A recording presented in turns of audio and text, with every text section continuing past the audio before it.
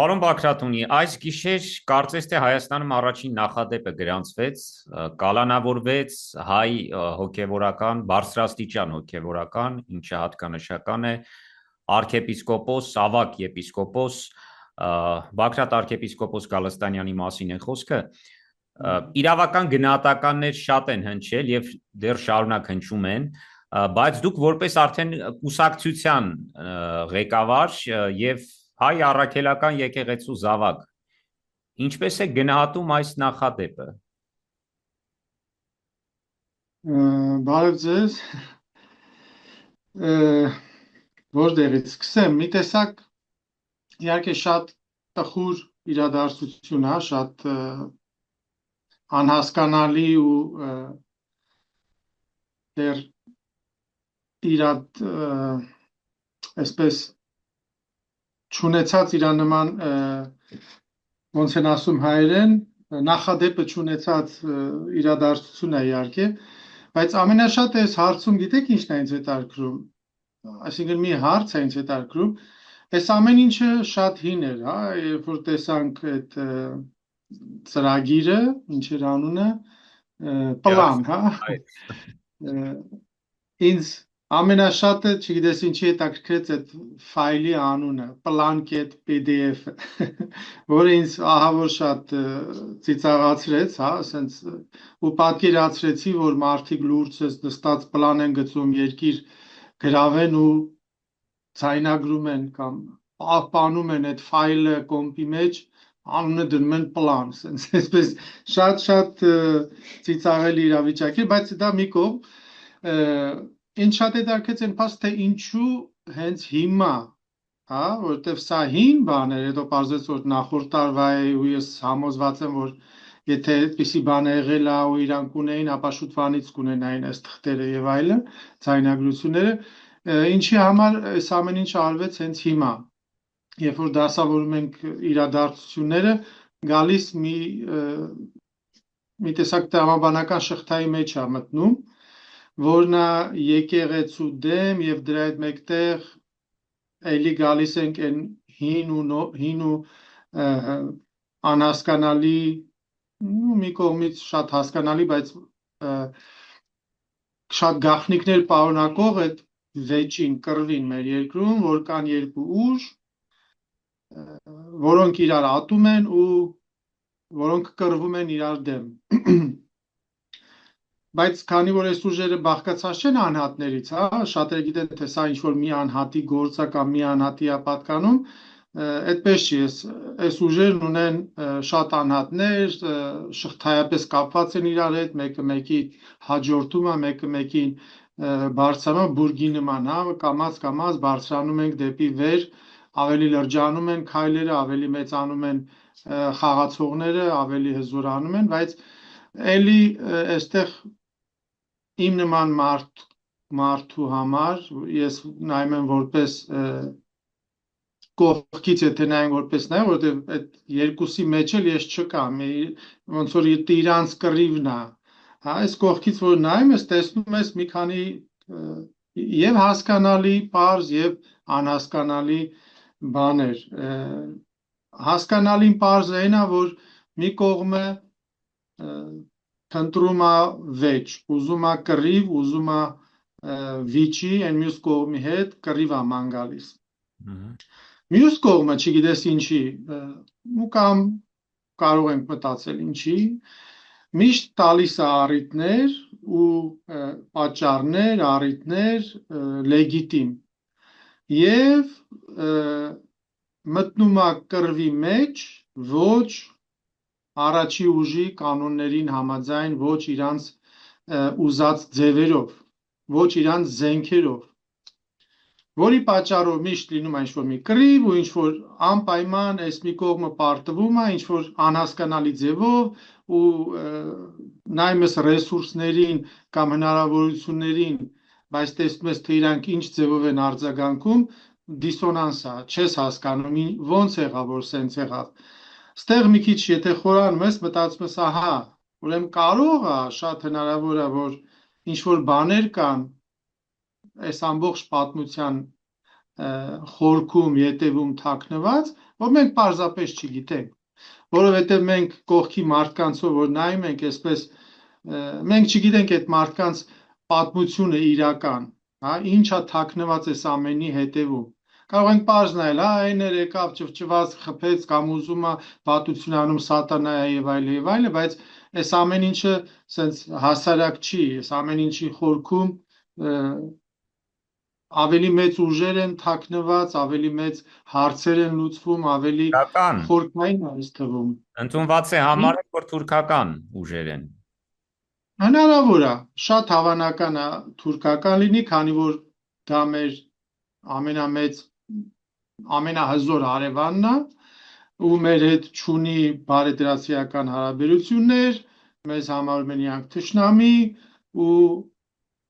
ես համոզված եմ, որ իրանց ծրագրերի մեջ կա նաև մեր երկրի ոչնչացման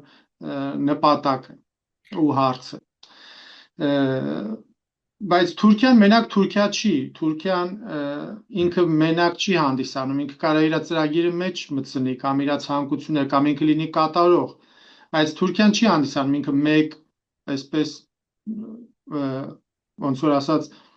մի կայուն սյուն է այդ ամբողջի մեջ, ինքը էլի մասնիկ է ինչ որ մի մեծ ուժի, որը էլի թույլատվել է ամեն ինչը կատարվի։ Բայց վերջի վերջո գալիս կանգնում ենք նորից նույն խնդրի առաջ, որ երկու ուժեր կռվում են մեր երկրում ու արանքում մենք ենք տուժում։ Ես այնպեսի տպավորություն եմ ստանում, որ միշտ ուզում եմ ասել կամ sense մի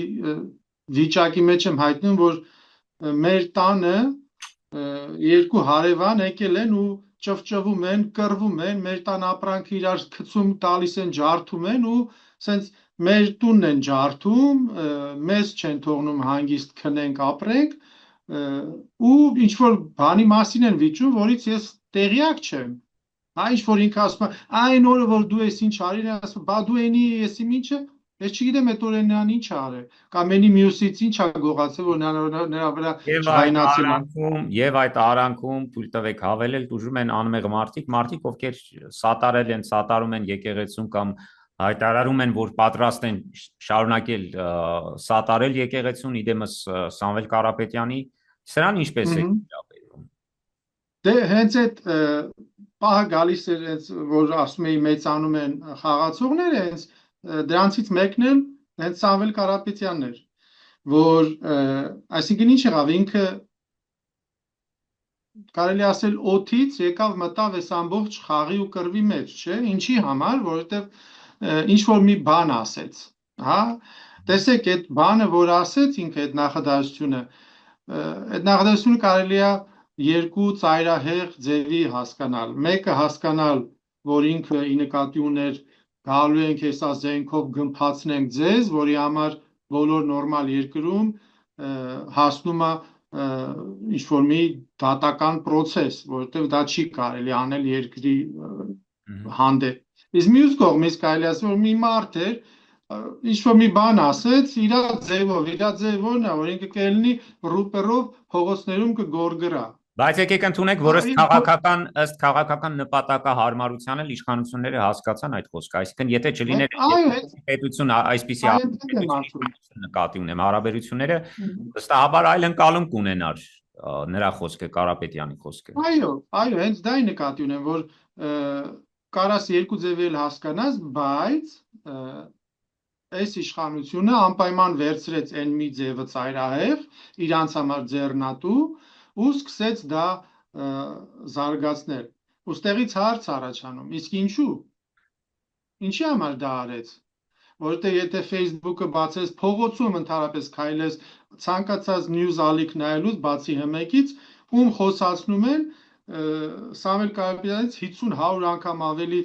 դատապարտելի, ավելի ջղայն, ավելի չար ու բաց տեքստով, ինչ ասես չեն ասում այս իշխանություններին։ Այտենց էլի բոլորին պիտի գնան բռնեն, ասեն դու տերորիստ ես, դու եսի ինչ ես, բոլորս էլ հանդիպել ենք, ամեն մեկը այնքան նամանավանդ այն սկզբի տարիներին ասես խմբեր էին հավաքվում Facebook-ում, բան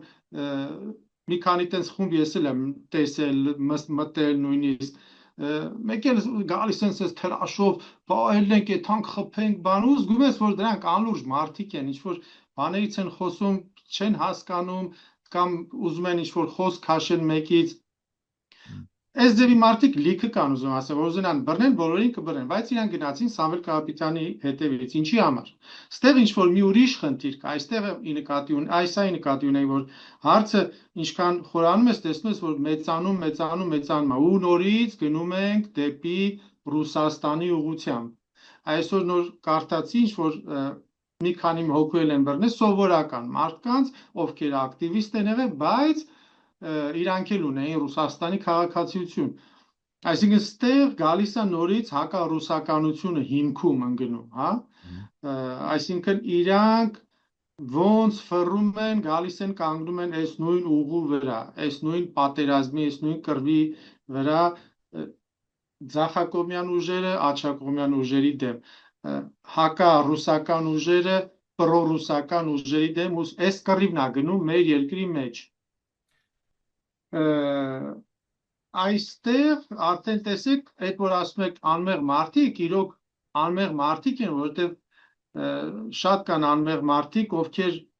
այս ամբողջ գործողությունների մեջ են խառնվում զգացմունքային իրանց զգացմունքներից դրդված հայրենասիրությունից կամ հայրենիքի կործանման զգացմունքից կամ լինելով եկեղեցական, բայց կռիվը իրանց հետ չի, իրանք ոնց ասեմ, կուլ են գնում այս կռվին, իրանք դառնում են ժերտվա են գնում այս կռվին, իրականում վերևներում երկու հատ ուրիշ ուժեր են իրար դեմ կռվում։ Մենք պետք է հասկանանք այս ուժերից արդյոք ինչ-որ մեկը պրո-հայկական է, թե ոչ, ամենակարևոր հարցը։ Շատ հնարավոր է երկուսն էլ պրո-հայկական չեն, պարզապես Հայաստանը տեղ է, որտեղ իրանք հանդիպել են, ոնց էր Աֆղանիստանում կռվում էր Ռուսաստանն ու Ամերիկան, չէ՞։ Ու ինչ արեցին իտոգում, Աֆղանիստանը ավիրեցին, հա, ասենց հիմնահատակ ավիրեցին, կռվան իրար հետ, հետո վերջում իրար հետ բարիշան, երկուսն էլ թողին գնացին, Աֆղանիստանը տենց անտեր մնաց մի 1000 տարի հետ, հա, հետ ընկավ զարգացումից ամբողջ աշխարհի, բացի իհարկե կոկայինը ու եսիմ ինչը։ Հիմա այս ձևի իրադարձություն է տեղի ունենում Հայաստանում, որ երկուսն էլ պրո-հայկական չեն, բայց երկուսը քանի որ իրար ատում են, եկել են ստեղ իրար ծեծում են ու տան մեջ են իրար, մեր տան մեջ են իրար խփում, մեր տունը ավիրում են ու վերջում կգնան իրար, մեկը կհաղթի կամ երկուսն է կպարտվեն կամ երկուսն է կհաղթեն, արանքում շատ հնարավոր է մենք մեր պետությունը, մեր ազգը տուժի։ Պարոն Բագրատունի, ձեր կողմից սիրված մի հարց եմ տալու, բայց մի քիչ պարզաբանեմ, որպեսզի մեզ դիտողը հասկանա ինչու չեք սիրում։ Ես պիտի հարցնեի, թե հայերի ընկալումը տեղացի Նիդերլանդներում ապրող հայերի ինչ վերաբերմունք ունեն, բայց քանի որ пассивությունը շատ հաճախ մեր համայնքների ձեզ նյարդայնացնում է, ինչ որտեղ նաև հիասթափեցնում է, ես հենց դա նկատի ունեի։ Այդ իմաստով դրսից որ նայում են, ինչ հասկանում են արդյոք այն ինչի մասին որ դուք խոսեցիք, քանի որ դուք համեմատաբար վերջերս եք տեղափոխվել, ուրեմն Նիդերլանդներ, ավելի վաղ բնակվողները ունեն այդ ընկալումը, որ բնավ այստեղ եկեղեցին ուղակի պատրվակ է, ուղակի աշխարհակաղակական հարցերի լուծման համար ինչ որ միջոց է եւ ընդամենը դա է։ Տեսեք, կոնկրետ խոսենք, ու երևի բոլորը, հա, տեսեք, այս քանի տեսակի սփյուռքահայեր կան, կա մի տեսակ սփյուռքահայ, որոնք անջատված են հայկական իրականությունից, հայ են, իրանք գալիս են կարան եկեղեցի, դուրսը եթե մեկը իրանց ինչ-որ մի բան ասի, ասեն օ կոկորտդ կկդրեմ, ես հայ եմ եւ այլը, լրիվ հայ են իրանց զգում, բայց անջատված են հայկական իրականությունից, Հայաստանից, կարող է մի օր էլ գան Հայաստան կամ չգան, բայց գաղափար չունեն ինչա կատարվում։ Սա մի մաս է, որը կապ չունի ինչա կատարվում։ Կամ մի մաս իհարկե, որը մենակ սփյուռքի մասին է հոգում, այսինքն իրանք տեսնում են, մի քիչ գիտեն ինչա կատարվում, բայց էլի չի հետաքրքրում, թե կողմ չեն ընտրում, ասում են սաղ էլ հայ են կամ թող իրար ուտեն, մենք սփյուռքում գոնե մի քիչ լավ լինենք, կամ մի մաս իհարկե, որը պրո-նիկոլական է, այդ մասը իհարկե գնալով փոքրանում է, դա հաստատ կարող եմ ես ասել, ես ինքս իմ շրջապատին նայելով, նույնիսկ իջևանցի պրո-նիկոլականներ գիտեմ, որոնք արդեն նիկոլական չեն։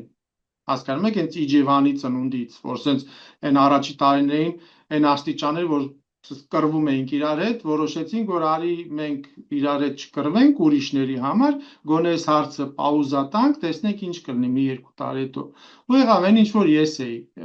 կանխագուշակում իհարկե։ Այդ մասը փոքրանում է, իհարկե այնտեղ մնացել են այն մասը, որոնք ընդհանրապես չեն հասկանում, անալիզ անելու ունակություն չունեն, դոտ չեն, եկեք sense չվիրավորենք ուղիղ, պարզապես անալիզ չեն կարողանում անեն, չունեն այն ինֆորմացիան, որ անալիզ անեն, եթե ասում ես էլ միանգամից տանում են նախկինների դաշտ, ու sense պարզ նայելու իրականությանը չունեն այդ ունակությունը, վերջ, այդ մարդը կապ չունի, Նիկոլը գա, գնա, ինչ ուզում ալնի, ինքը տենց է մնալու։ Ու կա մի գնալով մեծացող մի մաս, որը այս ամեն ինչը տեսնում է, ամեն ինչը հասկանում է, բայց ինչ անի այդ մասը։ Այդ մասը բան չի կարող անել, որովհետև ստեղ նորից գալիս ենք այն հասնում ենք իհարկե մի մաս կա, որը փորձում է բաներ անել, հա, ու գալի հասնում են միշտ այդ նույն պատին, ինչ անենք, իսկ ինչ անենք, ինչ պետք է անել։ Ու բոլորի մոտ գալիս է սենց այդ վատ մտքերը կամ հիասթափությունը, որ ուզում ենք մի բան անել, բայց չենք կարողանում։ Մա որոշ մասը ընտրում ասում լավ ջանդամը ինչ ուզում ալնի, ես գրամ իմ հայրենիքին օգնեմ։ Գրամ ինչ անեմ, գրամ ծառ տնկեմ, հա։ Այս ծառը մեկա մնալու աստե ինչ որ մի օգուտ եմ տալի իմ հայրենիքին, ու սենց աչքերը փակ, կուրացած ինչ որ մի լավություն անում։ Մի մասն է սպասում ինչ որ մի բան լինի, նոր գնա օգնի, այսպեսի իրավիճակ է տիրում Սփյուռքում, բայց ամենասարսափելին ու ինչի այդ չսիրածս թեման ամենասարսափելին մեր ազգի համար նա է, որ Սփյուռքը անջատվել է Հայաստանից, որը այս իշխանությունները բերեցին, որի դեմ է նաև մեր կուսակցությունը, դրա համար կոչվում է Ազգային Միացյալ Հայաստան, որտեղ մենք կողմ ենք ու միայն միասնությունն է մեզ փրկելու բոլոր պարագաներում, մենակ այսօր չէ, վաղը մյուս օրն էլ ու միշտ միայն միասնությունը փրկել, մենք պետք է ունենանք միասնական ազգ, իսկ հիմա անջատված է մեր մեծ Սփյուռքը Հայաստանից, գրեթե բոլոր հնարավորություններով, ու Սփյուռքը հայերը շվարած սենց սպասում են ինչ որ մի բանի, ինչ որ մի բան լինի, ինչ որ մի ձևի կարողանան օգնել։ Աստված տա, գոնե շուտ լինի, հնարավորինս քիչ կորուստով այս ամեն ինչից դուրս գանք, այս անելանելի թվացող իրավիճակից դուրս գանք, որովհետև իրոք քաղաքական առումով մենք եկել ենք մի շատ վատ ու շատ այսպես արճակատման ենք հասել, երկու ուժ են, երկու դեմդիմաց ուժ են, չկա դիալոգ իրար մեջ, իրար չեն հասկանում, իրար չեն ուզում հասկանալ, իրար ատում են, այդ կարակ շատ պարզ տեսնեք ազգային ժողովում, որը մակարդակով պիտի մի ինչ-որ մակարդակով կառույց է, չէ, ազգային ժողովն է,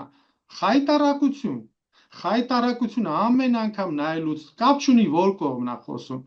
դրանց խոսելա ձևը, մակարդակը իրանց բառերի, հեգնանքի, ձեռ առնելը, այս փողոցային, այս ցածր մակարդակով իրար հետ շփվել, այս ահա չեք պատկերացնի, մենք սովոր ենք արդեն, հասկանում ես էլ եմ արդեն սովոր են, բաներ կան, որ նայում ենք նորմալ անցնում ենք, բայց հետո որ հետ են գալի մի հատ մեզ reset անենք ու զրոյականով մի հատ նայենք, տեսնեք թե ինչ ձև է, ինչ աննորմալ իրավիճակ է տիրում մեր ազգային ժողովում։ Դա եթե ազգային ժողովում այս վիճակն է, ինչ ենք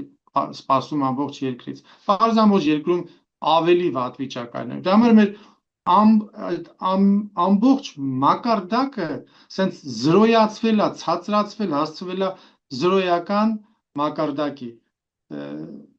Ու սրանից ինչ որ մի չի կարա սա հասարակ սենց մի հատ թեթև բանով փոխվի կամ այս ուժերի կողմից փոխվի։ Այդ դրա համար իմ մտածելով միակ հնարավոր ելքը որ այս երկուսից բացի լինի մի երրորդը, մի առանձին ուրիշ նոր թարմ մաքուր երրորդը լինի, որը երկուսից դուրս կլինի։ Այս երկուսը իրար չեն կարա լուծեն հարցը։ Գնում է կամած գնում է դեպի արճակատման։ Ես չգիտեմ հնարավոր է իրանք արճակատման են թե չէ, ունեն այդ ունակությունները, ցանկանում են թե չէ, բայց սրացումը գնում է դեպի իրար ոչնչացման։ Պիտի մի օր կամ այս երկուսը իրար դեմ հելնեն ու կոնկրետ իրար, չգիտեմ ինչ ձևով ջարդեն, կամ ինչ որ մի ուրիշ ուժի միջամտությամբ լուծվի այս հարցը, ուրիշ ելք ես չեմ տեսնում, չեմ պատկերացնում, որ այս երկու ուժերը կարող է իրար հետ գան մի օր նստեն սիվիլ ու քաղաքական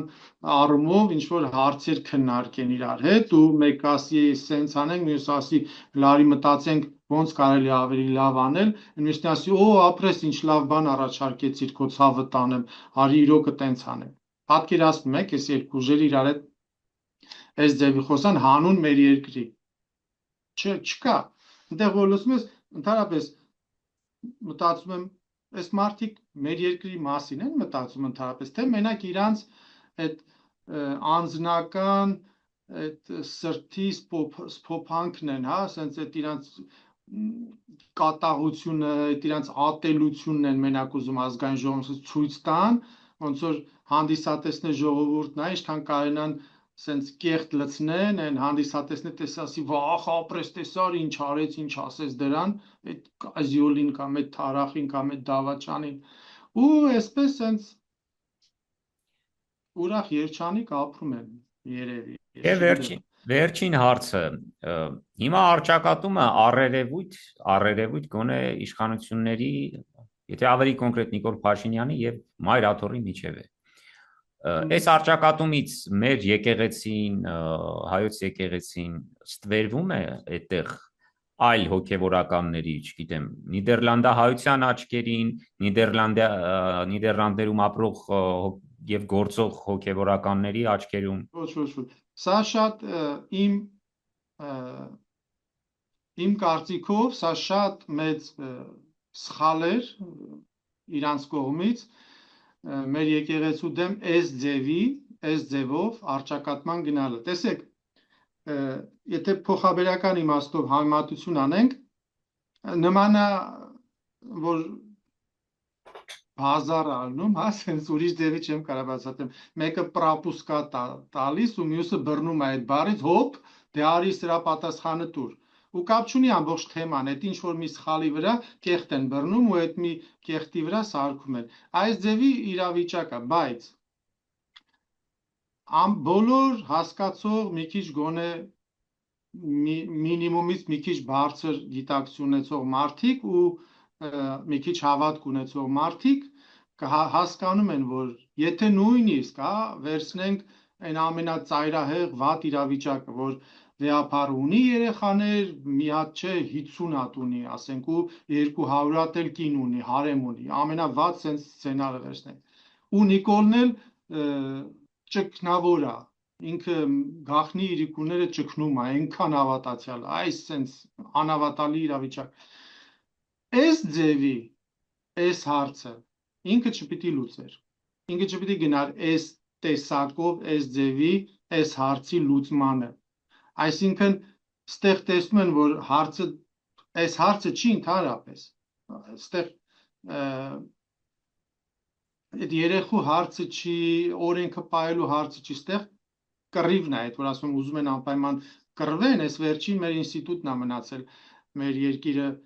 մեր ազգային գիտակցությունը պահողը, բայց եկեղեցականների, օքեյ, կա եկեղեցականների մեջ ինչ որ անհատներ, մի հոգու ես էլ գիտեմ, որը հիմա սենց այնքան ուրախացել է կռվից, ինքը իրան արդեն երևի պատկերացնում է կաթողիկոս այդ աստիճանի, բայց ընդհանուր առմամբ ոչ,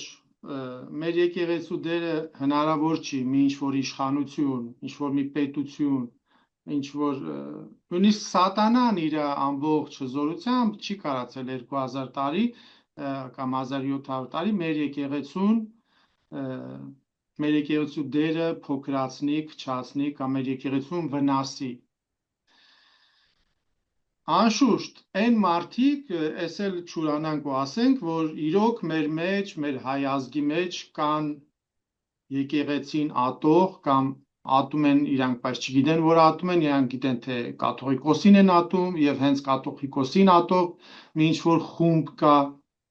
Իրանք իհարկե ուրախացած են, փրկված են իրան զգում, երջանիկ են, որ այո, ապրի Նիկոլը վերջապես այդ բանին, գարեգին բին, հանելույա հանում է եւ այլ եւ այլ։ Բայց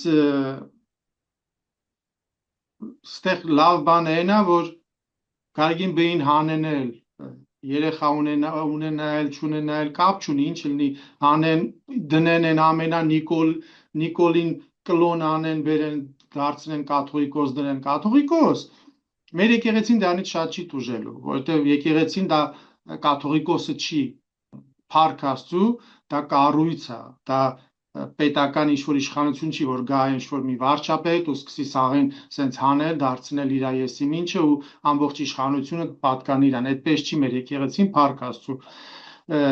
Ինչ որ մի քանի տարի կլինի վատ, ոնց որ սովետի ժամանակ էր, 70 տարի ինչ էր մեր եկեղեցին, ինչ տանջանքներ ապրեց, չէ՞, արգելված էր փաստորեն մեր եկեղեցին, գործում էր, բայց սենց մի տեսակ վակումներով, ոնց որ մահացած մարմին է, այնքան որ շնչում է կոմայի մեջ է։ Բայց տեսեք անկախությունից հետո ծաղկեց, իհարկե կուզենային որ ավելի շատ ծաղկեր, բայց էլի Փառք Աստծուն, Աստված գիտի ինչ է անում, ոնց է անում, ինչ ճանապարհով, ինչ ժամանակով եւ այլն, Աստծո գործերը չքննադատենք, այս է ամենալավ ինչ որ կարող լիներ, բայց տեսնում ենք առաջընթաց, հենց մեր մոտ Հոլանդիայում, եթե համատում եմ մեր եկեղեցականին հիմիկվա 10 տարի առաջվա, 15 տարի առաջվա, 20 տարի առաջվանին, ապա ահավոր մեծ առաջընթաց ենք հիմա ապրում, դրա համար անցյալ տարի այն մի անգամ պիտի հանդիպեինք նորություններն ասեի, անցյալ տարի 20 թե 30 երիտասարդ հոլանդահայ երիտասարդներ եկել էին Հայաստան, որ կնքվեին եկեղեցում աշխատող սարկավակներ, պատկերացնում եք, կարծեմ 30,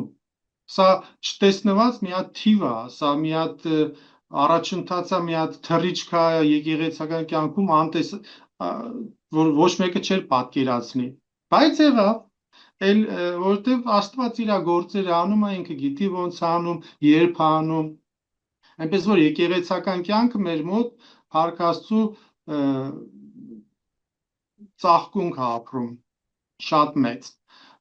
ու խաչքարել էին դրի անցյալ տարի մի նոր, մի եկեղեցու սրահում, ինչ էր, մի քանի այսպիսի լավ բան կա, ամեն տարի ճամբար է ստեղծվել արդեն, երեխաներին տանում են ճամբար, հայ երեխաներին միասին, արդեն այս տարի երկրորդ անգամներ շատ մեծ հաջողությամբ ավարտվեց, շատ հաճելի էր, բոլորը շատ գոհ էին, շատ Հոլանդիայի ու Բելգիայի երեխաները մինչև 16 տարեկան կարծեմ։ Այնպես որ մի կողմից չկա չարիք առանց բարիքի, այնպես չի որ ամենտեղ միայն չարն է տիրում, կա նաև Աստծո լույսը մեր մեջ եւ տեղեր կան, բնակավարներ կան կամ ինչ որ ժամանակներ կա, որ լավ բաներ են լինում ու պետքա մենք մեր հույսը չկորցնենք, որ վերջ ամեն ինչ վատ է լինելու։ Ոչ, ամեն ինչ կարա շատ լավ լինի, շատ լավ է լինելու, պարզապես երբ կլինի այդ լավը, կախված է մեզանից։ Մենք մեզ ոնց կպահենք, մենք մեզ կպահենք գիտակից, հավատքով, խելացի, թե էմոցիոնալ մենակ ու սենց ուզենանք մենք էմոցիայով, որ գնանք ասենք չէ, ու սենց քյալա տալով հայկական, թե կհասկանանք վերջի վերջո ում հետ գործ ունենք, որ դաշտում ենք կռվում, ինչ զենքերով պետք է կռվենք ու որն են խաղի կանոնները։ Այ որը որ էլի ես չեմ տեսնում Հայաստանում, այդ նա է որ այս երկու կողմը իրար խաղի կանոնները սկի չեն ճանաչում ու հարգում։ Միգուցե ճանաչում են, բայց չեն հարգում։ Այն մեկն ասում է պիտի այս կանոններով խաղանք։ Ու դրա համար սենց իսկական կռիվ չի լինում, հա։ Մի տեսակ այն մի կողմի համար նույնիսկ տխուր է, որ իրանք չեն խաղում իրանք կանոններով, որ իրանք չունեն մրցակից,